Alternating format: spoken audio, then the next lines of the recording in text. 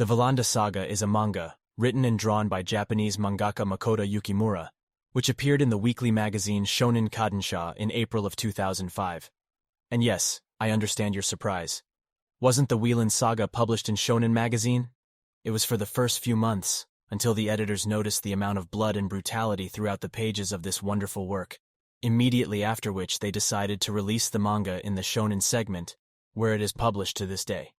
There are 27 volumes, and the anime adaptation of the second season is released right now, which is why I decided to talk to you about this manga today, in order to answer the question, why the Vinland Saga is brilliant and what this great work is really about.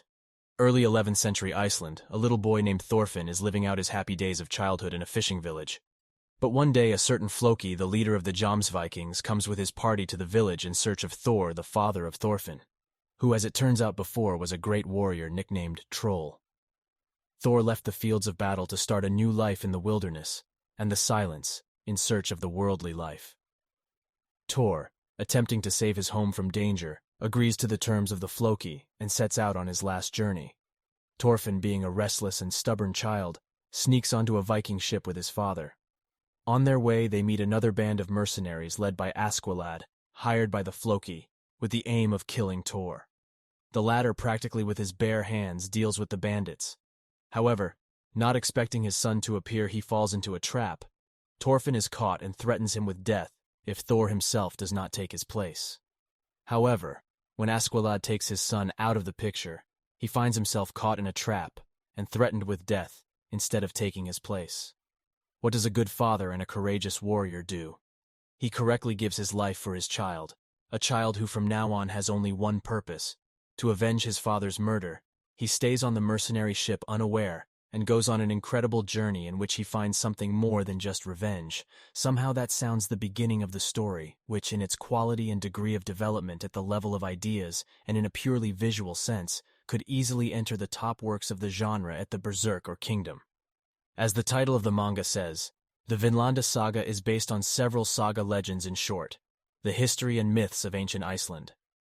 Today, almost every child knows that the first Europeans to discover America were not Columbus and his companions. It was the Vikings. Their names were Eric and Leif, and they were bloodthirsty and unsympathetic because they were twice expelled from the country for committing murder. First, they discovered Greenland and then America, which they called Vinland. At least that is the version of the discovery of the New World by the Scandinavians mentioned more often than others, which is the discovery of the life of the Vikings in this period, is discussed in the work. Mangaka used two Icelandic sagas from the saga of Eric the Redhead, both written in the second half of the 14th century, which of course cannot be completely trusted, but researchers have nothing else to rely on. The era of great geographical discoveries was yet to come, and the discovery of new lands by the Scandinavians simply did not generate the kind of excitement in Europe that Columbus's rediscovery of America did. Simply put, this is a description of the historical period during which the Vikings set out on their travels for one reason or another, on purpose or by chance, to discover new lands, one of which was Vinland, North America. The story centers on political conflict wars and travel to a better life in the conditional paradise far from bloodshed, and with Makoto. Yukimura himself, in one of his interviews, said everything about the dates of birthdays of the beginning of conflicts, or when, for example, England was invaded. I kept them without changes. However, personal characters of the characters of their arcs. Motivation past future came up with myself.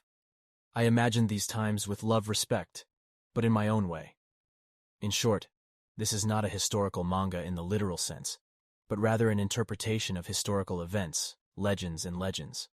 However, because of the painstaking approach, the author preserves the meticulous care and attention to detail on the everyday life of the Vikings, their clothing, fighting style, cultural characteristics, and other things.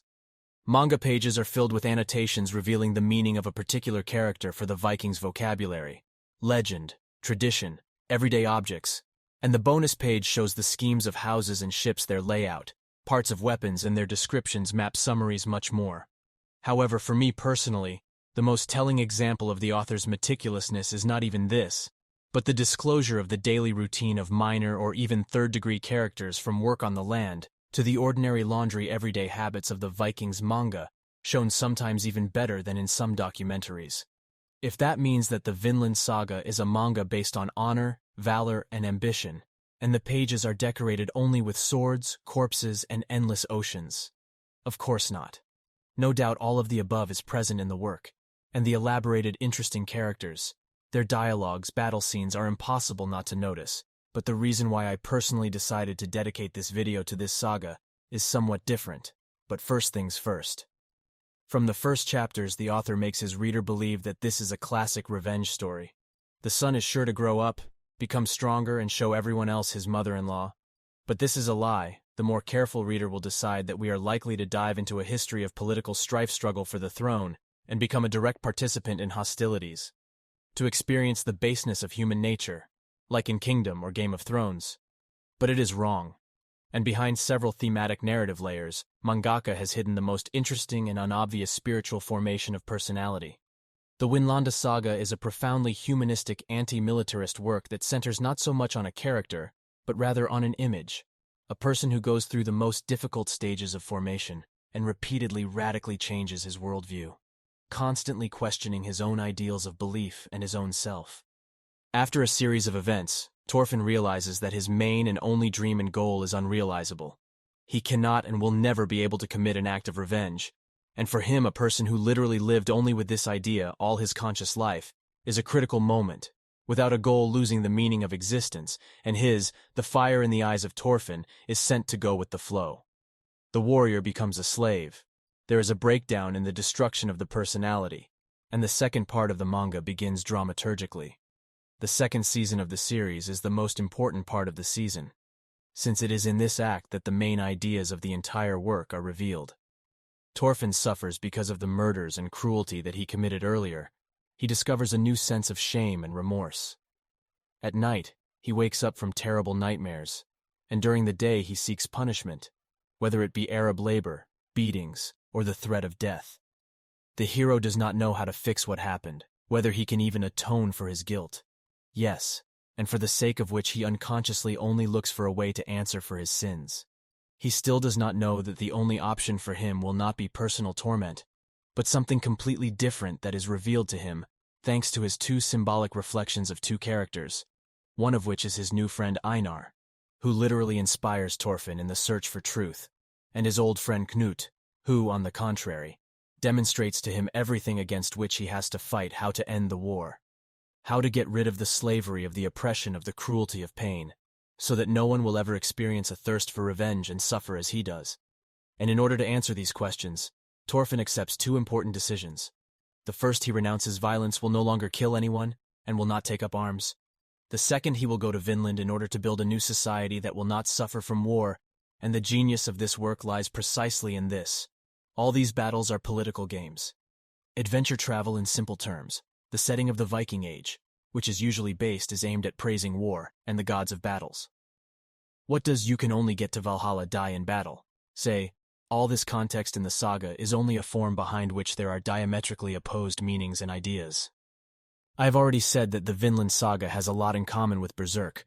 Not the genre, not the drawing styles, and certainly not the historical context, but rather the duality of the relationship between protagonist and antagonist. There are many such reflections in the saga about the antagonist can and should make a separate video.